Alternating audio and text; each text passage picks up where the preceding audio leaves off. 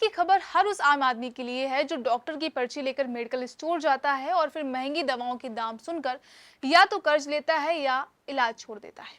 Supreme court ने अब इस गहरी तकलीफदेह और कहीं ना कहीं शर्मनाक स्थिति पर सख्ती से टिप्पणी की है, और वो क्या है, चलिए जानते हैं इस खास रिपोर्ट में। नमस्कार, मैं सुप्रिया सिंह और आप देख रहे हैं न्यूज ट्रैक। तो सुप्रीम कोर्ट ने साफ कहा है कि डॉक्टर अब सिर्फ जेनरिक दवा लिखे, किसी खास ब्रांड या दवा कंपनी का दवा नहीं। ये बात उन्होंने उस याचिका पर सुनवाई के दौरान कही जिसमें दवा कंपनियों की अनैतिक मार्केटिंग रणनीतियों, रिश्वत, गिफ्ट्स और डॉक्टरों पर दबाव की शिकायत की गई थी। बता दें कि सुप्रीम कोर्ट की 3 सदस्यीय पीठ जस्टिस संदीप मेहता, विक्रम नाथ और संजय करोल ने कहा है कि डॉक्टरों पर अक्सर ये आरोप लगता है कि वो दवा कंपनियों से रिश्वत लेकर महंगी दवाएं लिखते हैं। अगर डॉक्टर सिर्फ जेनरिक दवाएं लिखे तो इससे मरीजों को राहत मिलेगी और डॉक्टरों की साख भी बनी रहेगी। और यही नहीं, कोर्ट ने यह भी कहा कि अगर देश भर में इस फैसले का पालन हो तो भारत की स्वास्थ्य व्यवस्था में क्रांतिकारी बदलाव ला सकता है। अगर आपके मन में भी यही सवाल है कि आखिर जेनरिक दवाएं होती क्या है, तो आपको बता दें कि जेनरिक दवाएं वही होती हैं जिनमें वही सक्रिय तत्व यानी कि एक्टिव इंग्रेडिएंट होता है जो किसी महंगी ब्रांडेड दवा में होता है। फर्क सिर्फ इतना होता है कि जेनरिक दवाएं 70% से 90% तक सस्ती होती हैं, यानी वही असर, वही इलाज, लेकिन आपकी जेब पर भारी नहीं।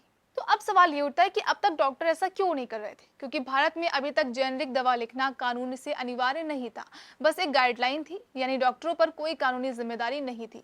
और यही जगह थी जहां से दवा कंपनियों का खेल शुरू होता था। महंगे गिफ्ट्स, विदेशी यात्राएं, सेमिनार, स्पॉन्सर, महंगे डिनर, और बदले में डॉक्टर लिखते थे उनकी दवाएं। और इसका असर किस पर पड़ता था? मरीज की जेब पर, गरीब परिवार की जिंदगी पर और देश की पूरी स्वास्थ्य प्रणाली पर। कई बार रिपोर्ट्स आई कि मरीजों ने दवा खरीदने के लिए जमीन बेच दी, गहने गिरवी रखे, कर्ज में डूब गए, और ये तब हुआ जब उसी सॉल्ट की सस्ती जेनरिक दवा मेडिकल स्टोर में उपलब्ध थी। और ऐसा नहीं कि गाइडलाइन पहली बार दी गई हो, इसके पहले भी राजस्थान हाईकोर्ट ने इसी दिशा में फैसला सुनाया था। प्रधानमंत्री नरेंद्र मोदी ने भी जन औषधि अभियान के तहत सस्ती जेनरिक दवाएं हर जिले में उपलब्ध कराने का बीड़ा उठाया। लेकिन अब जब देश की सबसे बड़ी अदालत ने इस पर सख्त टिप्पणी दी है तो ये बात नीति से कानून बनने की तरफ बढ़ सकती है। आपको बता दें कि अमेरिका ने 2004 से 2013 के बीच में सिर्फ जेनरिक दवाओं की वजह से 1.5 ट्रिलियन डॉलर की हेल्थ बजट में बचत की है। यूरोप, कनाडा और ऑस्ट्रेलिया भी जेनरिक दवाएं प्राइमरी हेल्थ केयर का हिस्सा है। तो फिर आखिर हमारे यहाँ दिक्कत कहाँ है? डॉक्टरों पर दबाव पड़ता है दवा कंपनियों का। जनता में भ्रम है कि सस्ती दवा मतलब कमजोर दवा। सरकारी निगरानी की कमी है और मेडिकल स्टोर में ब्रांडेड दवा को ही प्रमोट करना होता है।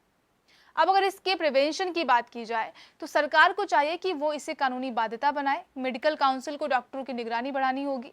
गांव-गांव, शहर-शहर जनऔषधि केंद्रों की संख्या बढ़ानी होगी। और सबसे जरूरी, लोगों को शिक्षित करना होगा कि जेनरिक दवाएं उतनी ही असरदार होती हैं। और अगर ये लागू हुआ तो क्या होगा?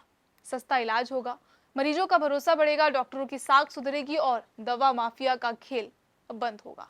तो अब सवाल ये है कि क्या अब वाकई डॉक्टर धर्म निभाएंगे या फिर दवा कंपनियों की चमक में खो जाएंगे? वैसे आपको ये फैसला कैसा लगा और आप इसके बारे में क्या सोचते हैं? कमेंट करके जरूर बताइएगा।